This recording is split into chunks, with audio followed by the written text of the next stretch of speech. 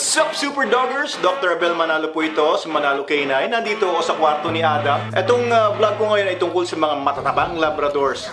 It is the most popular breed in the world. And rightly so. Kasi Labradors are great family pets. They are great with kids. They are big dogs. Pero sobrang gentle nila. Although, iba-iba rin, no? May mga Labradors na talaga sobrang hyperactive. May mga Labradors naman na mga chill lang. Diyan lang sa isang sulok. Unless kakain na siya o kaya madudumi siya. Iba-iba naman yung mga ugali ng Labradors. And there are two types of Labradors. Hindi American, hindi European. That's only political. That's only geography. Pero yung two types ng Labradors is the show type and the field type. Yung ginagamit sa hunting. Pinapakuha nila yung nahuhuli nila o nababaril nilang mga ducks or iba pang mga ibon or ibang game or prey. Yan din ang gustong-gustong gamitin ng mga kagaya na namin na sa K9. Kasi ang hinahanap namin yung mga drives ng mga Labrador, sila yung gustong-gusto namin ng mga dogs. Although sa Pilipinas, I don't know if there are any, pakisulat sa baba kung meron kayong alam, ng mga field type Labradors. I saw one before na pinuslit daw from Malacanang. I don't know if it's true. Sobrang kisig, no? Hindi siya mataba. Sobrang bilis ng reactions niya sa obedience kasi trainer yung kakilala ko na yon. Hindi ko na alam kung ano nangyari dun sa Labrador niya. Kung na-breed ba niya yon or what. I think he was able to breed it.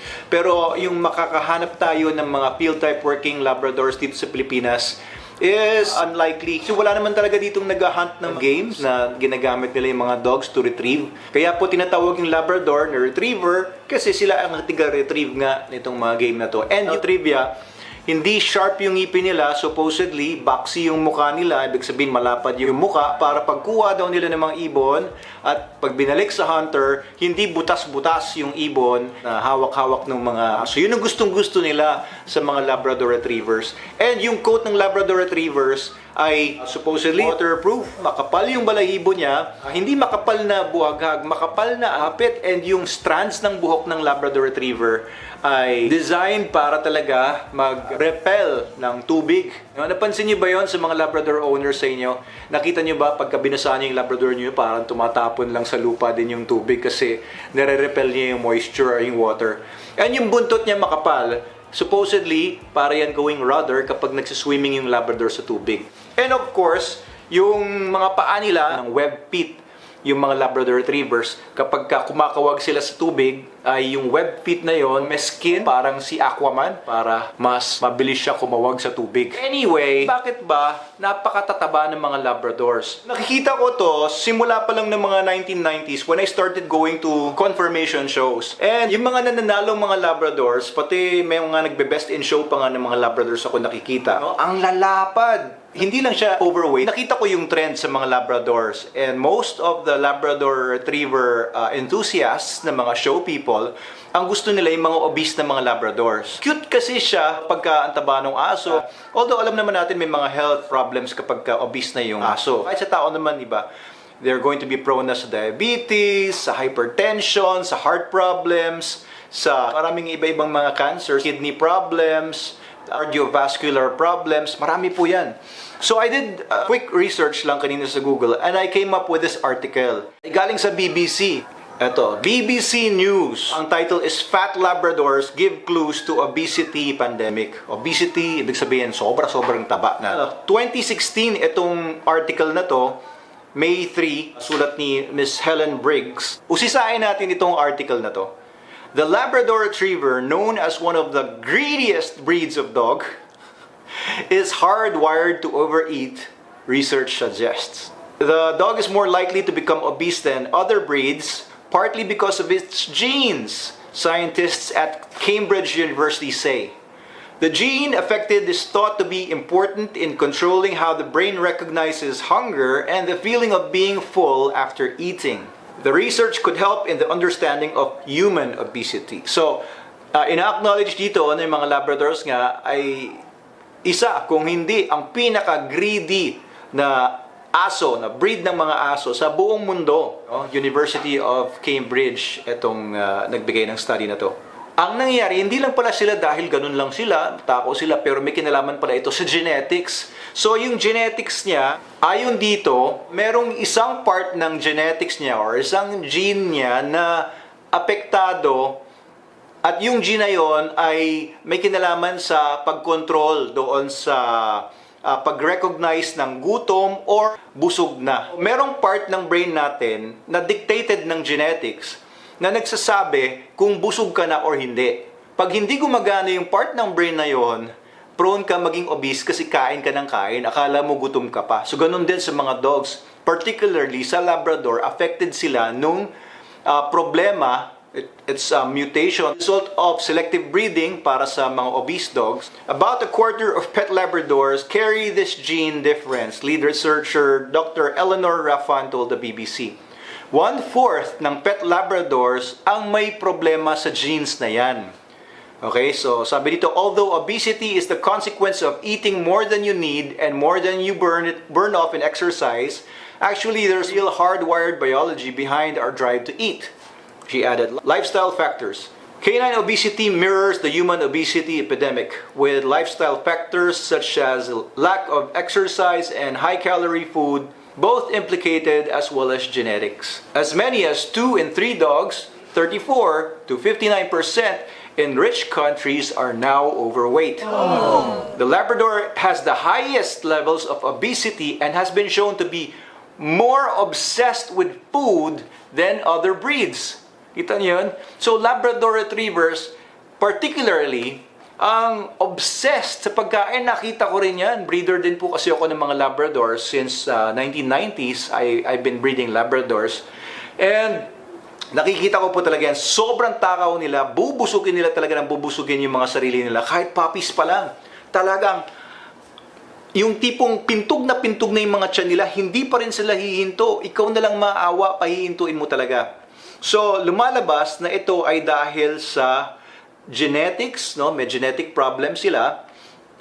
Matataas din masyado yung calories na pinapakain sa kanila, no? Lalo na pagka yung matataas ang glycemic index kagaya ng mga grains nga. And ayun, lumalabas sa mga mayayamang mga bansa, 34 to 59% ng mga aso ay overweight na. Overweight. Researchers screened more than 300 Labradors kept as pets or assistance dogs for known obesity genes in the study published in the journal Cell Metabolism. The international team found that a change in gene known as POMC was strongly linked with weight, obesity, and appetite in Labradors and flat-coated retrievers. Okay, pati flat-coated retrievers. In both breeds, for each copy of the gene carried, the dog was on average 2 kilograms heavier. Other breeds of dogs, from the Shih Tzu to the Great Dane, were also screened, but the genetic difference was not found.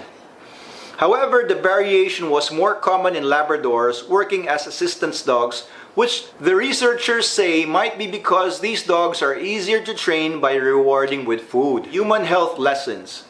Intriguingly, the POMC gene is a rare cause of childhood obesity. Dr. Giles Yeo, a human geneticist from the University of Cambridge, worked on the study.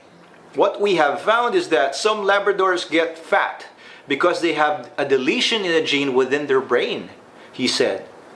And this particular gene plays a role in sensing how much fat they have in their body. And so some Labradors don't know how much fat they have, and so keep eating to try to get fatter. So hindi nila alam, mataba na sila. So kain pa rin sila ng kain para tumaba pa sila ng tumaba. Research suggests that over 100 genes influence body weight in humans. Most function within the brain and are involved in eating behavior. Using dogs as a model to study obesity could lead to a better understanding of the biology of the condition. Common genetic variants affecting the POMC gene are associated with human body weight, and there are even some rare obese people who lack a very similar part of the POMC gene to the one that is missing in the dogs. Professor Stephen O'Reilly of the Wellcome Trust Medical Research Council Institute of Metabolic Science said, so further research in these obese Labradors may not only help in the well-being of companion animals but also have important lessons for human health. Pasensya na kayo ha. Bira na kasi ako magsalita ng English kaya hirap na yung dila ko pag nagsasalita ako ng English kahit nagbabasa ako ng English. Anyway, so yun pala ang dahilan. Kaya pala maraming Labradors na mga overweight or obese. Unang-una, yun ang prefer ng mga nananalo sa show, pati yung mga judges sa mga show. Diba? So kung yun ang preferred, tapos may mga titulo yung mga asong obese na yan dahil yun ang pinapapanalo ng mga judges mga dog show kasi yun ang kanilang perception ng beauty in the breed, then there will be a proliferation of these dogs. No? Pati yung mga tao, ang isip tuloy nila na yung matatabang aso dahil yun ang nananalo sa dog show, yun ang magandang aso. So, yung perception na yun, no, kahit naman sa tao, no, pagka may mga babies, may mga bata, pinapataba ng mga magulang, dahil cute na cute sila, pagkain ng kain yung mga anak nila, hindi nila alam, they are setting their kids up for a very hard life na hirap magpapayat na paglaki kasi yung adipose tissue, pinapabilis nila yung dami, pagkakabataan pa lang, paglaki, ang hirap ng tunawin or ang hirap ng mawala yung mga fats na yun kasi ano na yun na-establish na yun doon sa katawan ng baby or ng anak nila. Well, anyway, ganun din sa dogs. Yun naman ang concern natin, no, dogs. Maraming mga dogs nga ang obese ngayon and many owners think that that is what is good, that is what is healthy, which is not true. Ang matabang aso ay hindi po healthy. Ang matabang aso, kagaya ng papakita ko sa screen, ayan, hindi po healthy yan dahil marami pong kaakibat na sakit yan. Hindi po tatagal ang buhay in general, no, kapag ganyan po ang body structure, pagka masyado ng mataba. Pero yung ganitong body structure naman, yan ang mga healthy na mga Labradors. Mostly, yung mga obese Labradors belong to the show type category. Yung mga field type Labradors, yung mga working Labradors, hindi sila prone sa obesity. Hindi sila prone sa overweight. They have just enough body mass to perform their duties well and to look good, mostly muscles. Pagka kasi fats na yung laman ng katawan ng aso, yun po yung masama. Pero kung muscles, bulky sa muscles, good yan. Okay, so para sa inyo, kung meron kayong mga Labradors, kung kayo ay mga enthusiast ng breed ng Labradors, kagaya ko, I love Labradors, pero yung perception ng itsura dapat ng Labrador, kailangan pong magbago yan. For the sake of our dogs, for the sake of these dogs, Labrador Retrievers, this is a very good breed established for a noble purpose to be sporting dogs, field dogs na ginagamit ngayon pati sa detection work, sa search and rescue, sa tracking, and so many other things. Ang ganda talaga ng breed na yan ng Labrador. And they're very gentle dogs nga, kagaya ng sinabi ko. Hindi sila basta-basta mga ngagat ng mga bata or kahit sino kasi tinanggal na sa genes din nila, minanipulate yung genetics nila habang lumalaganap yung breed na yan para alisin yung aggression. Pero may mga nakikita tayong ilang Labradors ngayon, no, na may aggression, nangangagat. No, if you have a Labrador na nangangagat, wag nyo na po i-breed yan. Unless, no, kailangan nyo ng protection dog, pero kung protection dog lang, kumuha na kayo ng Belgian Malinois or Dutch Shepherd or kumuha kayo ng Rottweiler sa amin or sa other breeders. So, Labradors na aggressive, no po yan. This breed was developed na mabait sila. Kagaya po sa mga ilang detachments po namin sa Okada, Manila, ang preferred po ng mga security officers doon ay mga Labradors or Golden Retrievers doon sa lobby. Kasi po, mababait sila. Hindi sila basta-basta mangangagat ng guest or whatever VIPs, lagot tayo dyan. So, ganun din nung order sa amin ng Coast Guard, 100 Labradors. Kasi may mga duty, ang mga Coast Guard K9 units natin na talagang kailangan nilang lumapit sa mga tao, di ba? Sa mga pier, mga ports. And ganun din sa iba pa nating mga detachments, Labrador Retrievers. When we sent dogs to Iraq, ang gusto lang nila, Belgian Malinois and Labradors. Yan lang yung dalawang breeds na gusto nilang ipadala namin sa kanila. Wala nang iba. And also, ang maganda sa mga Labrador Retrievers, very hardy dogs. Bihira din sila magkasakit. Maganda po yung mga Labrador Retrievers. May nagtatanong sa akin kaninang umaga, ano ba yung pinakamagandang dogs para sa mga bata? Labrador Retrievers, Golden Retrievers would be on top of my list. Kasi yung mga small dogs, okay din naman ang small dogs, pero pag kayong mga bata kagaya nito si Adam, oo, kawawa yung toy poodle namin dito. Kung hindi ko namin binabantayan, minsan sobrang nanggigigil siya, sobrang mahal na mahal niya si Pepper, yung toy poodle namin. Minsan nag-aabulan sila. Siyempre, minsan natatapakan for some accidental reason. So, Labrador Retrievers, I think, are better house dogs. If you have the space for them, kasi these are very active dogs in general. If you have the capacity to feed them, talagang big dogs po kasi yan. Eto nga pala, pagka nagpapakain kayo ng Labrador Retrievers with STN, follow the feeding guidelines, no? Yung ating feeding guide, wag po kayong lalampas doon. Kasi makikita nyo, gustong-gusto pa rin ng aso, pero that's just the genes. Yun nga po yung pinag-usapan natin kanina. Akala lang nila gutom sila, pero hindi po sila gutom. It's now up to you to limit yung intake ng food nila. Kasi po, pag sumobra ang pagkain, hindi rin naman po maganda. Pwedeng mag-overfeed, tapos magsusoft ang poop, di ba? Magda-diarrhea, or magkakaroon ng hypervitaminosis, or iba pang mga problems like obesity nga. And syempre, pagka marami ka laging kinakain, hirap na hirap yung liver mo, pancreas, kidneys, no, yung bituka mo. So, ano lang, hinay-hinay lang. And when your Labrador reaches adult stage, 1-year-old pataas, once a day mo lang pakainin yan. Once a day lang. Lagi lang dapat may tubig. Kasi pagka laging gutom, tapos pinapakain mo naman, imbes na tinutulungan mo siya, you are actually exacerbating the problem. Pinalalala mo yung problema niya sa katawan niya. Lalo na yung may mga genes nga na pinag-uusapan natin kanina. Okay, that's just it, no? That's all for today. Maraming iba pang mga breeds na sobrang lakas kumain na huwag niyo pong isipin na ang matabang aso ay maganda. Maawa po tayo sa mga aso natin. Hindi po hahaba ang buhay nila. And bata pa lang, mamamatay na. Ayaw po natin ng gano'n. Ingatan po natin yung mga dogs natin. Let's be concerned doon sa health nila. Let's be concerned about their general well-being and happy life, no? Kasi siyempre pag mabigat din yung aso, hindi rin makapanik ng hagdan ng mabilis, 'di ba? Hindi siya makatakbo-takbo kasi ang bigat. Kawawa naman. Okay, yun lang po muna. Paikliin ko lang tong video na to. Baka umaba pa ng umaba, pero maraming salamat kung nanood kayo. Please subscribe and like our page sa Facebook, Manalo K9, pati po sa YouTube channel natin. And may TikTok nga po pala ako. Panoorin niyo po yung mga videos natin din sa TikTok and sa Instagram. Thank you po sa support po ninyo. Trivia, ano ang the best dog food for Labradors? SDN. Opo, SDN, Super Dog Nutrition. That's the #1 best dog food for Labradors and other breeds. Lahat ng breeds. Okay, so if you have a Labrador, wala rin siyang papers, please register your dog sa ICGD. Matutuwa po kayo. I-link ko sa inyo yung video kung ano makukuha nyo sa ICGD. Okay, this is Dr. Abel Manalo and Adam, who just graduated from prep, no? Grade 1 ka na ba next year? Ito, meron siyang toy na yan to yung graduation gift niya.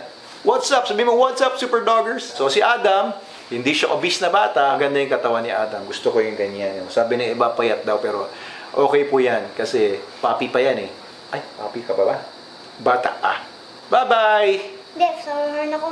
Flower horn ako. Flower horn daw si Adam. May malaking ulo. Sabi mo, hi kids, yung mga nanonood. Meron daw tayong mga fans na mga kids. Meron tayong mga followers na mga kids. Alam mo ba yun, Adam? Hindi ko nakikita.